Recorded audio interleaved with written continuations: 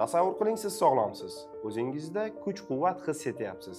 Lekin jinsiy aloqa vaqtiga kelganda esa 1, 2, 3 va tamom qilyapsiz.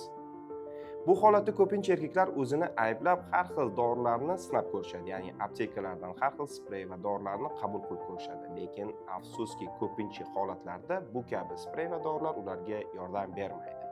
Bugun biz sizlar bilan erkaklar bir-biridan yashiradigan mavzu, ya'ni tez bo'shanishni aynan ilmiy sabablari haqida gaplashib o'tamiz. Nega ba'zida tez bo'shanish gormonlarga bog'liq bo'lib, ba'zi bir holatlarda aynan olat boshi sezuvchan turi hisobiga tez bo'shanish kuzatilishi va bu kabi darddan tabletkalarsiz, har xil spreylarsiz qutulish mumkinmi degan savolga mana men bugun javob beraman. Videoni diqqat bilan ko'ring, chunki bugun aynan erkaklar bir-biriga aytishga uyaladigan mavzu, ya'ni tez bo'shanish haqida aniq ma'lumot olasiz. Assalomu alaykum, men urolog androlog Ahmadaliyev Timur. Aynan tez bo'shanishni turlari haqida gaplashamiz. Tez bo'shanishga ilmiy ta'rif beradigan bo'lsak, tez bo'shanish deb qachonki juftliklar orasida doimiy jinsiy aloqada 2-3 oydan ortiq yashab, 2-3 daqiqadan kam jinsiy aloqa qilsa, bu tez bo'shanish kasalligi bu kabi bemorlarga qo'yiladi. Tez bo'shanishni asosiy ikkita turi mavjud. Bu birinchisi birlamchi, ya'ni doimiy, ya'ni jinsiy aloqani boshlagandan to hozirgacha unda tez bo'shanish kuzatilsa, ikkinchisi esa bu orttirilgan turi, ya'ni jinsiy aloqani boshlagandan emas, qaysidir yoshga yetganda unda shu kabi muammolar kuzatiladi.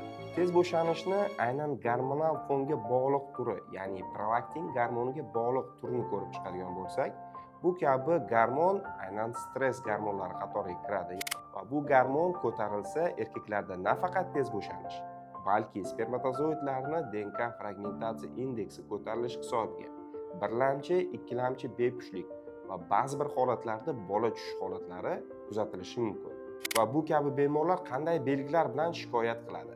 Ularda ko'rishning pasayishi, doimiy bosh og'riqlar aynan tez bo'shanish bilan birga keladi. Va bu holatda biz ularga aynan bosh miyani gipofiz qismini MRT qilishni tavsiya etamiz. Agarda ularda xavfsiz o'sma prolaktinoma aniqlansa, aynan ularni biz neyroxirurgga yuboramiz va ular bilan birgalikda davolashni davom ettiramiz. Yana erkaklarda ko'p uchraydigan turlaridan biri bu aynan olat boshi terisi sezuvchan. Bu holatda erkak kishi lidokain sprey ishlatib ko'radi va spreylar ko'pincha yordam beradi. Jinsiy aloqa vaqti cho'ziladi, lekin 90% erkaklar bu spreylardan norozi bo'ladi. Nega? Chunki birinchidan, erkak kishi jinsiy aloqaga kirishdan oldin hech qanday tayyorgarliksiz kirishni xohlaydi. Ya'ni 10-15 daqiqa oldin sprey sepib, jinsiy aloqadan oldin olatni yuvib tashlab aloqa qilish bu erkaklarga noqulayliklar tug'diradi.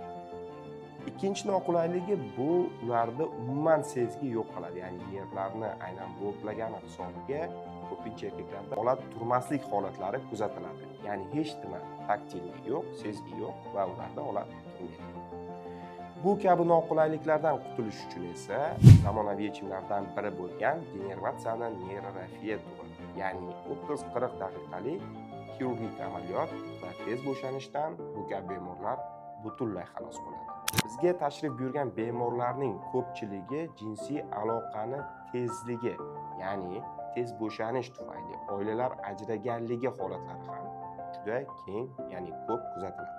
Va bu holatda erkaklar o'ziga bo'lgan ishonchi tushadi. Ayolni qondira olmayotganligini sezgan holatda ular ajrashishga rozi bo'ladi. Har qanday muolajaga tayyor bo'lib kelishadi va biz ularga shu kabi operatsiya bilan yordam beramiz. Ular bu kabi muammodan butunlay xalos bo'lishadi. Jinsiy aloqa sifati nafaqat erkak kishini bu turmush tarzi, balki daromad topishiga, doimiy kayfiyatini ko'tarishiga ham yordam beradi. Aynan denervatsiyani neyrorafiya turi 30-40 daqiqalik davom etuvchi jarrohlik amaliyoti bo'lib, bunda hech qanday og'riqlarsiz o'tadi va bemor 30-40 daqiqadan keyin bu kabi muammodan butunlay xalos bo'ladi. Bu amaliyotdan keyin bemorlar nimaga erishadi?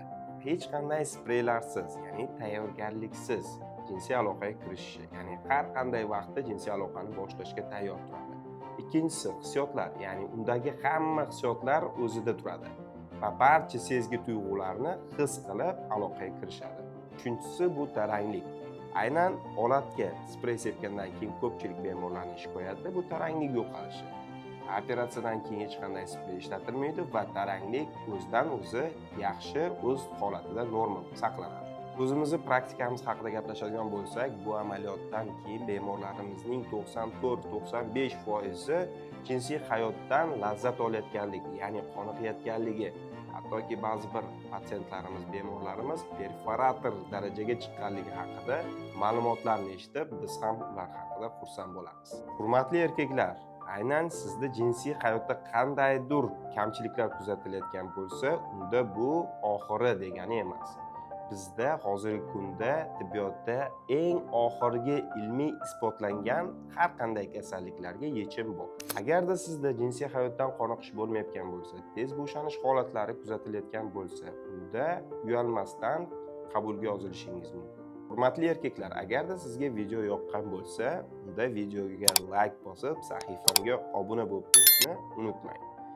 Keyingi videolarimda sizda aynan qanday kasalliklar qiziqtirayotgan bo'lsa, yozib qoldiring va men sizlarga bu mavzuda ilmiy isbotlangan faktlar bilan sizlarni to'liq tanishtirib o'taman.